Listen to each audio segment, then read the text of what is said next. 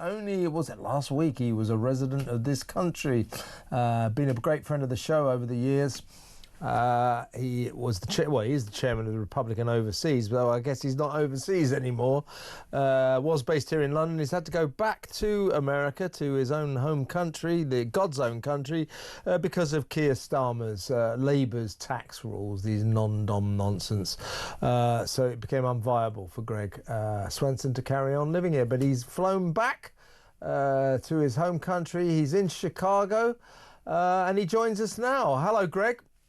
Great to see you, Kevin. Oh, great to see you, Greg. Before we get on to the important topic that we need to discuss, how was the flight? You sent us pictures of you getting onto Bark Air with your dog Ginger, special, like a private jet full of wealthy Americans with their dogs. You sent us pictures. How was the flight? It was great. I mean, really great way to travel if you can't put your dog in steerage and cargo. And so the flight was great. It's much needless to say, much better than flying commercial. So really there we go again. Yeah. But really great time. And then we ended up driving from New York to Chicago. So okay. Well, welcome back to your great country. Now, it's still all going on. J.D. Vance gave an interview to the Unheard organisation over here, indicating that a special trade deal with Britain could still be on the cards. Now, that was encouraging. So, in other words, we've still got this 10% tariff and the 25% tariff on cars. It's a better deal than most countries. It's certainly a much better deal than the European Union. So, thank God we're out of the Brussels gang. But JD is indicating that we could do even better than that. So that's encouraging. The trouble is, J.D. Vance and Donald Trump do not like the European Union, and I'm with them on that, by the way. But two-tier Keir is getting ever closer to the Brussels club, ever closer to the EU. He's done a deal which essentially will tie us to EU rules when it comes to agricultural and veterinary projects, something we'll have no control over at all. So by stealth, they call it the Trojan horse policy. He's kind of rejoining the EU. He is trampling over Brexit, and neither J.D. Vance nor Donald Trump will like that at all. So my question to you is, while J.D. Vance offered us some encouragement, is Keir Starmer, this obsessive Remainers fixation with Brussels, with the EU, his deep love for Europe, that's a danger to any potential deal with America, isn't it? Yeah, it could be a risk, Kevin, because all the news was good the last few weeks, and especially the last few days. There was even talk in financial media this morning that there could be a deal announcement at any moment. The question is whether they announce bilateral deals by country, or do they come out of the gates and announce 5 deals right away. Obviously, there are going to be many deals. 75 countries came to Washington with their arms open, trying to negotiate and get to symmetrical tariff levels, or even zero tariffs. But it's the non-tariff barriers that I worry about. I was hoping that Keir would come around and open up markets and dial down the regulatory state. Doesn't sound like that's happening if he's talking to the EU. And my favorite is chlorinated chicken, but that's a trade barrier. I mean, if they say that you can't have XYZ in your food, then you're basically saying U.S. farmers can't sell their products here, and that's to the great detriment not only of free trade, but it's also a detriment to the people in the United Kingdom who are paying 20% more for chicken than we pay in the U.S. Absolutely. And the other problem, I think, in terms of any relationship that we'll have with J.D. Vance and Donald Trump, it's cultural. J.D. Vance has made it very clear, and Donald clearly supports him on this, that what they don't like about this country, and indeed Europe, the EU as well, but we're the same, is our constant attacks on free speech, freedom of expression. Americans look across the Atlantic and they go, hang on a second, so in Britain, they're locking people in prison for things that they write on social media, that they post on Twitter and on Facebook, and they don't like it. And JD Vance made it very clear. Unless we are culturally aligned, we're not going to play ball with you. So, only yesterday we had on this show the husband, a guy called Ray Connolly, of a woman who's doing 2 years and 7 months in jail for a few hurty words on Twitter. Now, the Americans look at that and they go, we don't want to get into bed with this country unless they do something about that. This is a problem, isn't it? Yeah, I think it could be, Kevin. And look, we had similar problems only a year ago. In the Biden administration, censorship was the norm. They were arresting people and calling them domestic terrorists if they disagreed with someone at a school board meeting. And the same problem in the UK happened in the US with abortion clinic protesters. Sorry.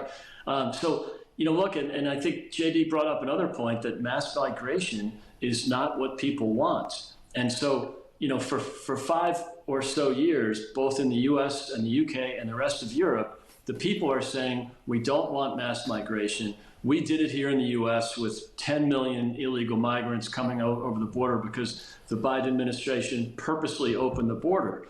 And then at the same time, he's doing his own form of censorship. So, we can't play holier than thou as Americans, but we can say that, Donald Trump and J.D. Vance have come into town, and that stuff is over. There is virtually no illegal migration right now in the United States. No, we've still got a lot of it going on, so I'm happy to tell you that. 705 yesterday came across the channel. You're going to miss that, aren't you? The daily head count of people coming across from France.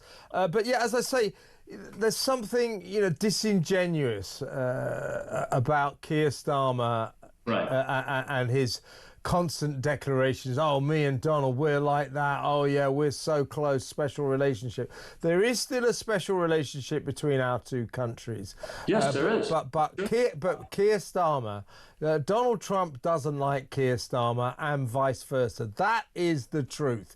Donald Trump doesn't like Keir Starmer because Keir Starmer tramples all over freedom of speech, is an enemy of freedom of speech, and locks people up for things they post on social media. Donald Trump and J.D. Vance are never going to like a leader who does stuff like that. Kevin, it's a really good point. And the question is, can the issues that J.D. Vance mentioned, like the cultural ties, the history, the fact that Americans are Anglo, basically, and the country was settled for the most, amongst other people, but really settled and organized by the British. And so there is that cultural tie.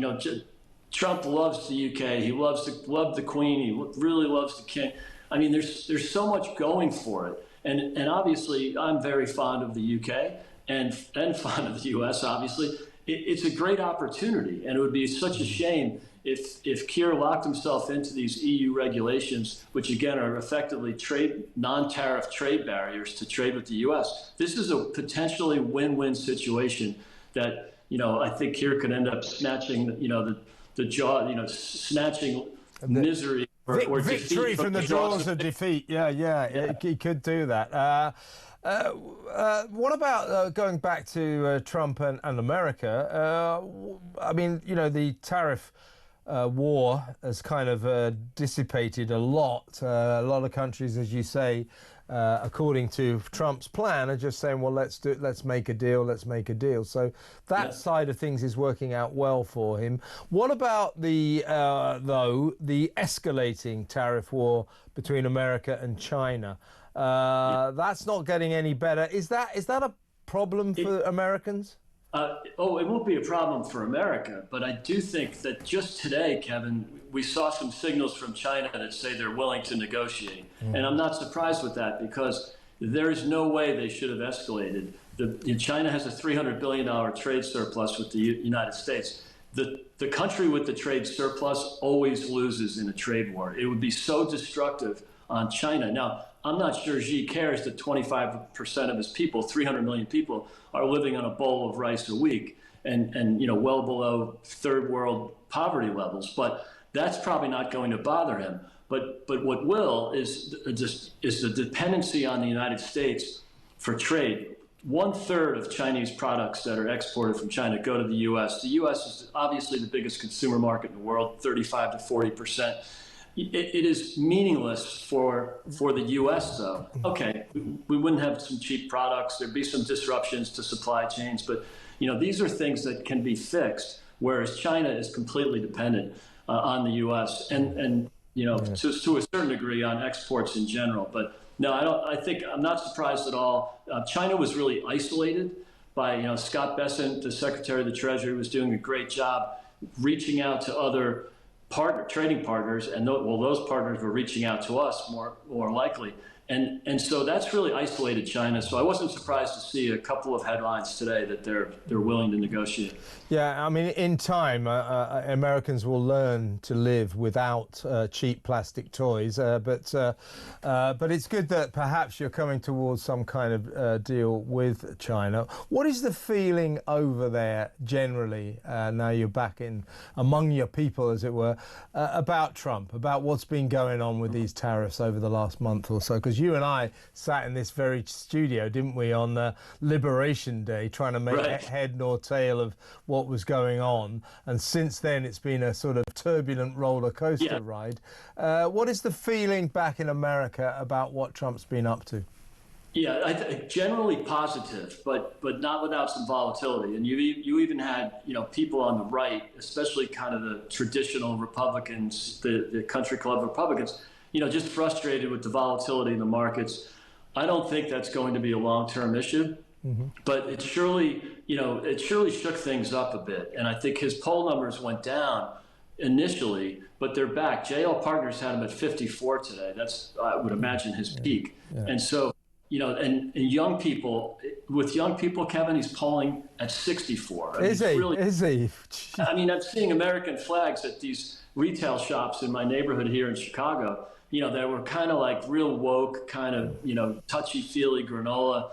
2 years ago, they probably had a Joe Biden sign in the window. Yeah. And seeing American flags, it's definitely more patriotic. People are, prior to the tariff or the Liberation Day announcement, there was just enormous economic optimism. I think people are a little confused, but once there's some clarity, once these deals get done, and it'll look like another example of President Trump does something provocative or unorthodox, the media and the left freak out.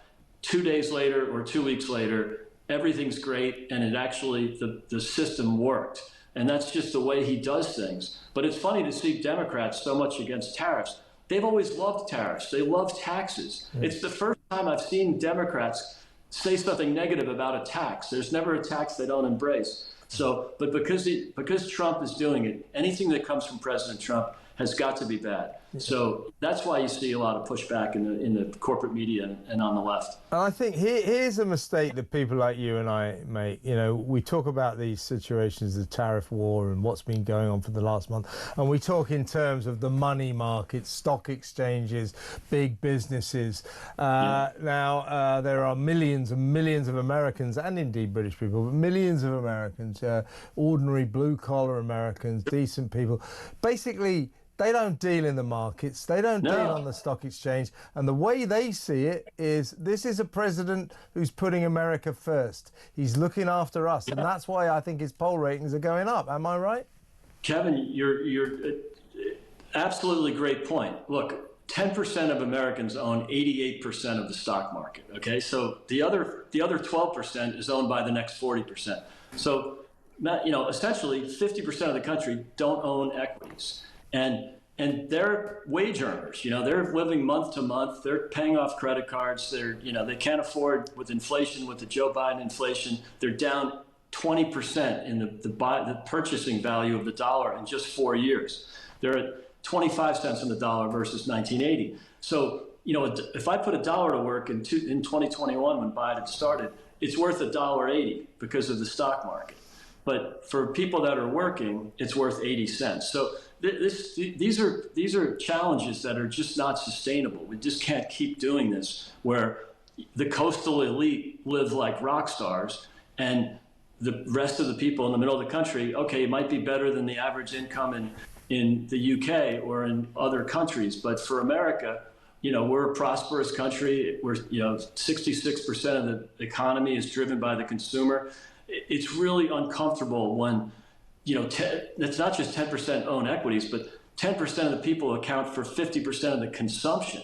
Yeah. And so this just can't go on. And one more thing, Kevin, on the stock market. I mean, who cares? Volatility is volatility. If anything, it's an opportunity to buy low. I was buying in the last 2 weeks. It's hard to time it, but I do think it's the bond market that matters. It's interest rates. Yeah. That's what I have my eye on.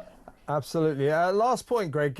When you were over here, you and I had many discussions about this. I think I was always keener on Donald Trump than you were. Yeah. And you at one point, through his first administration and in the build-up to his second administration, you always had your doubts. You said, well, if he's going to be the Republican guy, I'll get behind him. But as a guy, as a potential president, I have my doubts. How are you feeling about him now?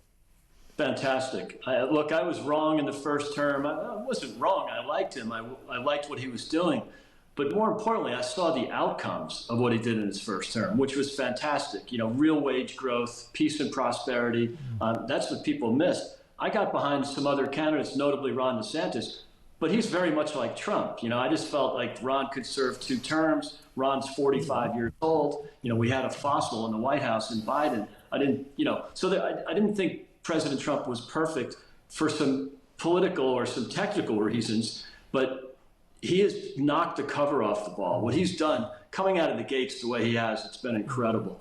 So I didn't expect it, and the scale and speed of this thing has been incredible. One last point, when we were discussing in the run-up to the presidential election about the potential size of the victory or even potential defeat for Donald Trump, in terms of predicting a landslide, who was right and who was wrong? Well, I think President Trump was right. It wasn't a traditional landslide, right? Yeah, what I'm getting at is I was right and you were wrong. I said that. Me and you. I said there was going to be a landslide. No, guilty as charged. I totally get it. I had my doubts. I was nervous. I didn't want to get too optimistic, but you called it from the beginning. Even in the primaries. Yeah. And now I was with you on the fact I didn't like the touchy-feely country club Republicans at all. That's in the rearview mirror for sure. Yeah. So I liked Ron DeSantis because he's very similar to Trump. He's a fighter. He punches back. But Trump has just crushed it. And even after the election, before the inauguration, the energy and optimism in this country is phenomenal. We don't have an illegal migration process problem anymore. We're deporting illegal migrants. We have economic optimism in spite of some volatility in the market. So, no, things are good here in America. Yeah, we'll stay where we are because I'm going to move back there, I think. Greg, great to talk to you. Let's come get together again soon. Greg Swenson there, over there in Chicago.